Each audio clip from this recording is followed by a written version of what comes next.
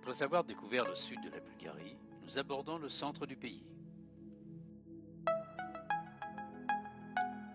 Koprivica sera le premier village que nous découvrirons. Cette grosse bourgade du centre de la Presna Gora s'étale sur 2 km, de part et d'autre de la rivière Topalka, dans les paysages bucoliques, d'alpages et de sapins. La visite commence par la place du village, entourée de façades colorées. Puis vient le moment de découvrir la maison de Nancho Oslekov. Cette riche demeure date du milieu du XIXe siècle. Sa façade est caractéristique, avec ses 3 arcades ornées de peintures et reposant sur des piliers élancés en cèdre du Liban. Il faut entrer dans la maison afin d'accéder à la vaste pièce centrale, autour de laquelle sont organisées les chambres des invités.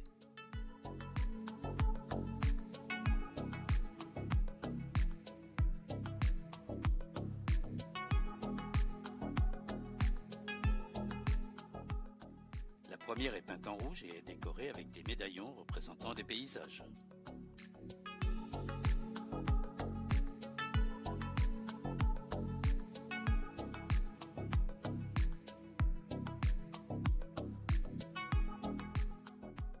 Quant à la seconde, elle est peinte en ocre jaune.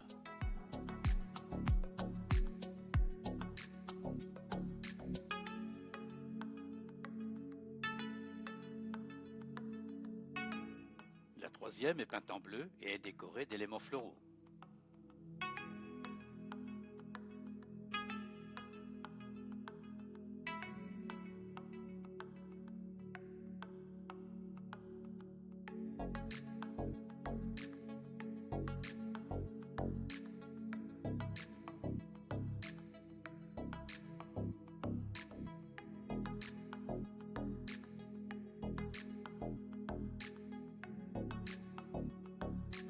On remarque aussi le plafond en bois sculpté.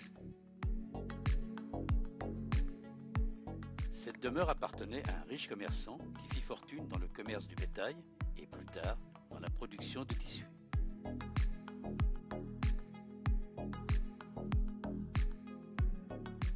On emprunte maintenant les rues pavées afin de rejoindre l'église de l'Assomption de la Sainte Vierge.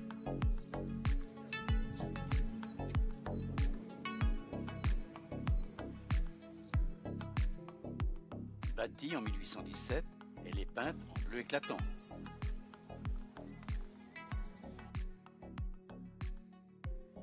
L'intérieur est un classique d'une église orthodoxe.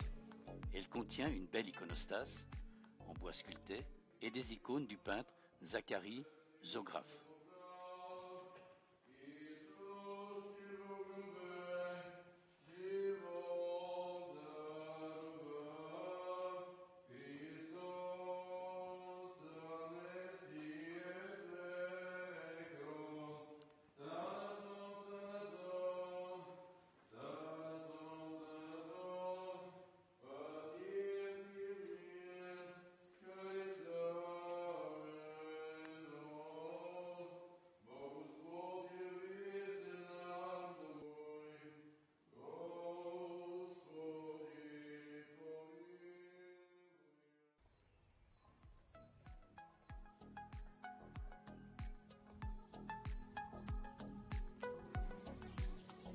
Rejoindre la place centrale permet de découvrir l'artisanat local.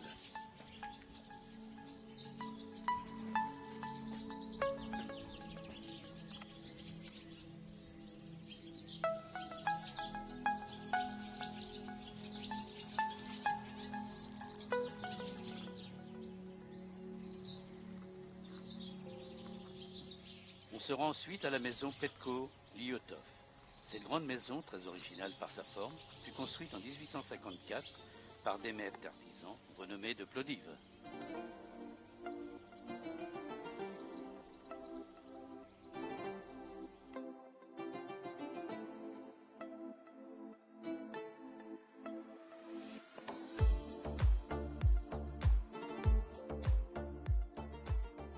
Dès l'entrée, on remarque la richesse de son intérieur et la finesse des décorations.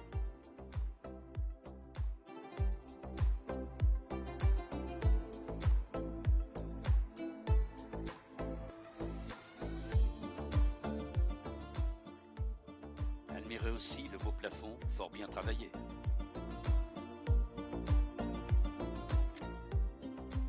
Certaines pièces sont agrémentées par des objets qui rappellent que son propriétaire commerçait avec différents pays.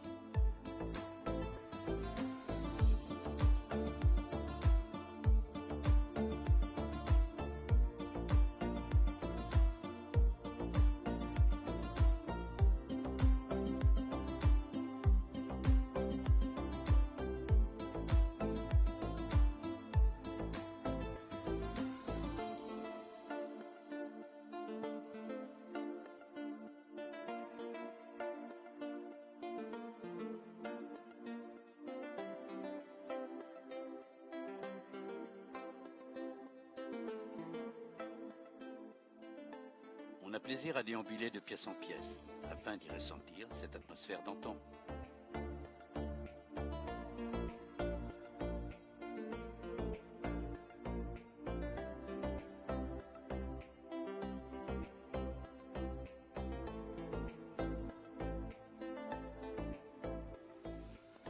L'expo du rez-de-chaussée est consacrée aux superbes costumes régionaux et aux très belles pièces de feutres colorés.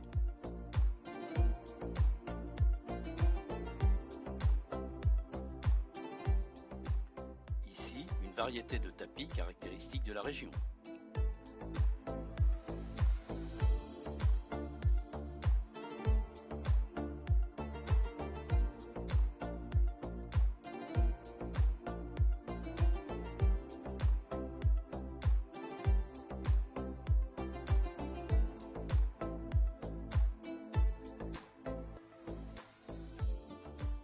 On quitte alors Koprivitcha et son atmosphère bucolique pour rejoindre Šipka. De loin, on aperçoit dans la verdure le clocher et les bulbes dorés de l'église orthodoxe qui tranchent avec le vert de la forêt. Elle fut construite en 1902 en hommage aux soldats russes et aux volontaires bulgares tombés lors de la guerre russo-turque qui libéra le pays du joug ottoman. On est admiratif en levant les yeux de cet imposant édifice.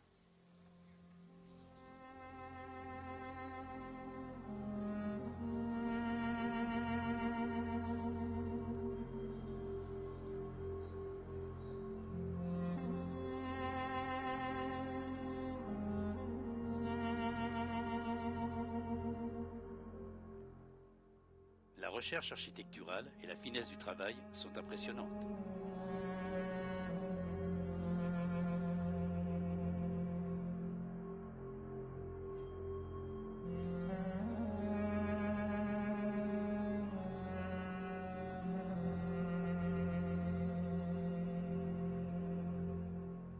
Il faut aussi découvrir son intérieur afin d'observer les très belles peintures et sa magnifique iconostase.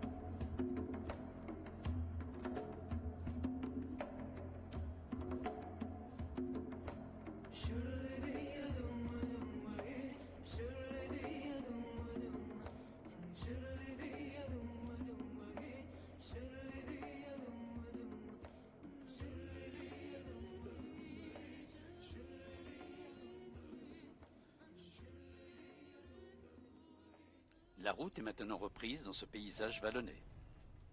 On y croise des scènes de la vie rurale où les autochtones se prêtent sans problème à la photo.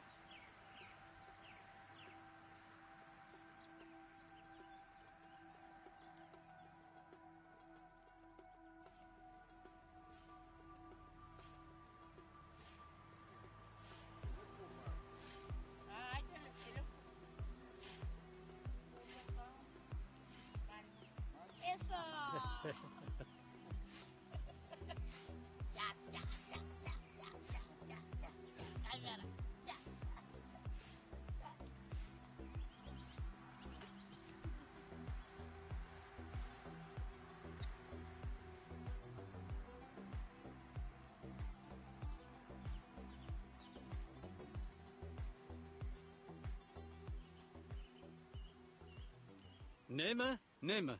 Nema. Jackie. Jackie. Slavka. Stavta. Slavka. Stavta. You? Dimitar. Dimitri. Aha. Dimitar. Aha. Ok.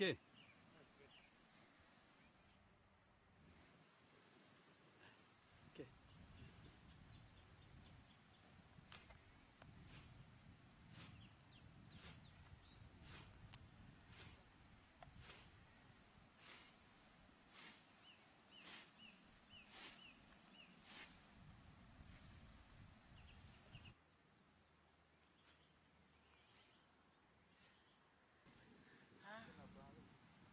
Oho.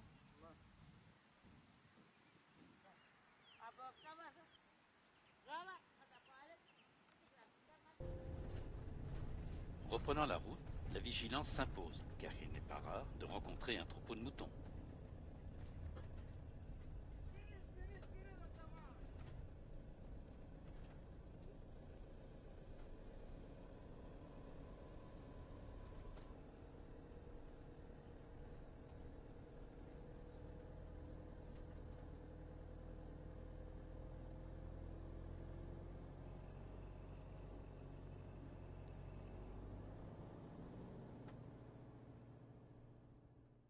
Dans cette région, un petit monastère à découvrir, celui de Sokolski.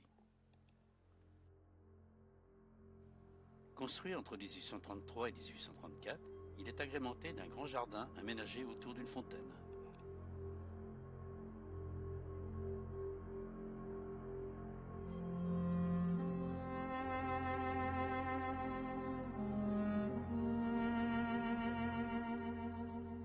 En contrebas, il faut observer l'église de l'Assomption, ornée de fresques sur fond bleu. Un lieu important pour la lutte contre l'Empire ottoman, puisque le révolutionnaire Vasil Lovski y trouvera refuge.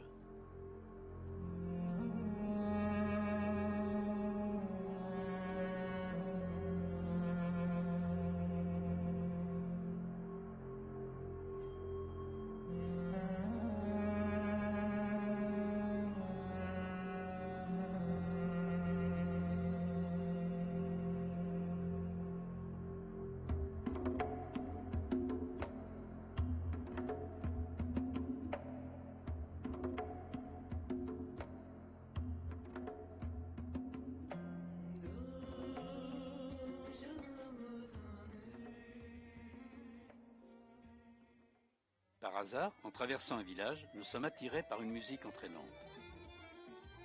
Après avoir stoppé, nous sommes accueillis par la communauté rome qui organise la fête du village. L'atmosphère est sympathique et chacun se prête à la photo avec le sourire.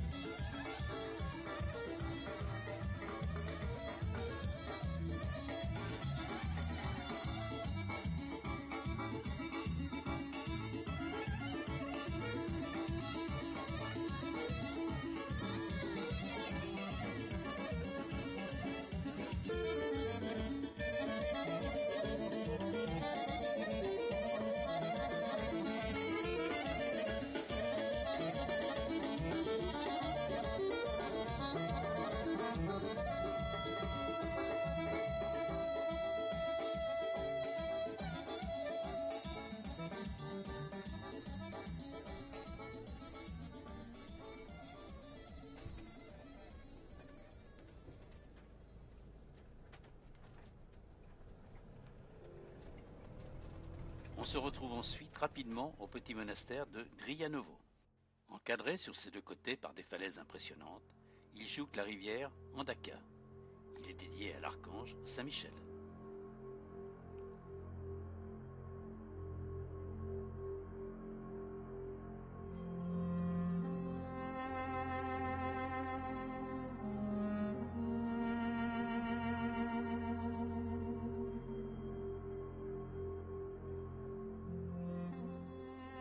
Son intérieur est sobre, mais mérite malgré tout une visite.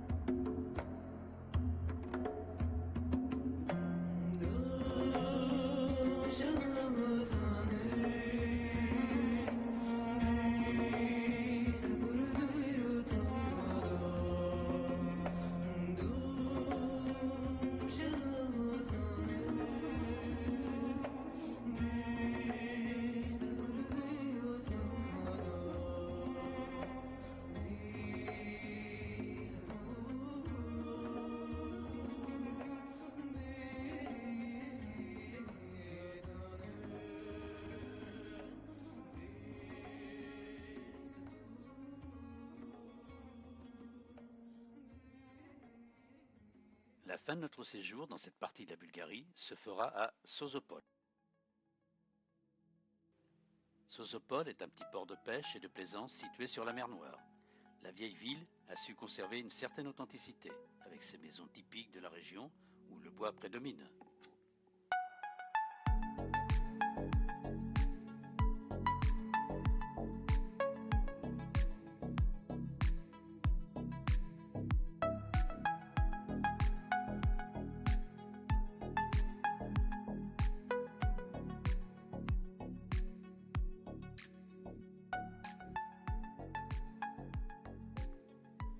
On peut aller découvrir l'église Saint-Cyril et Méthode, située sur la place centrale, où à l'intérieur une belle iconostase s'y remarque.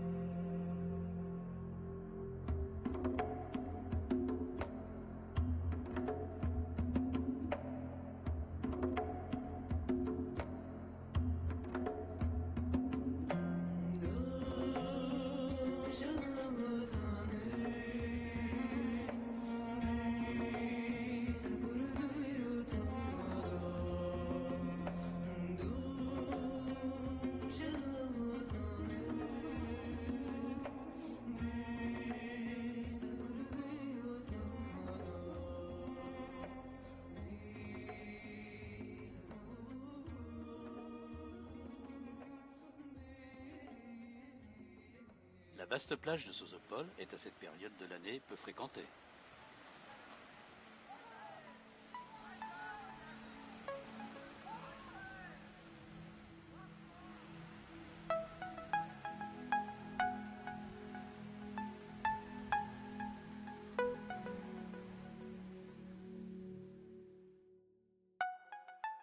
En continuant, il est agréable de se promener en bord de mer, où trône une petite chapelle.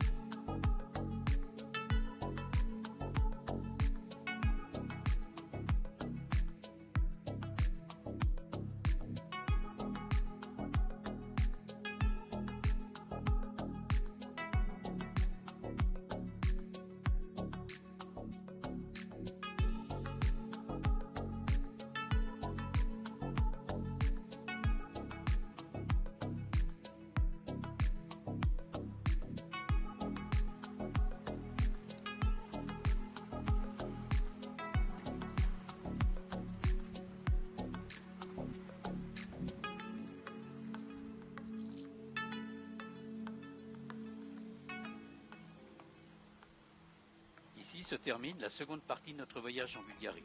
Nous poursuivons notre périple vers le nord du pays.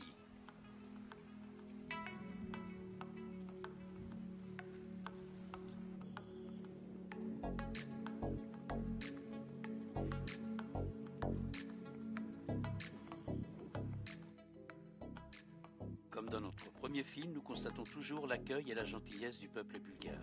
Donc bon voyage à vous qui souhaiterez effectuer une escapade dans ce pays du sud-est de l'Europe.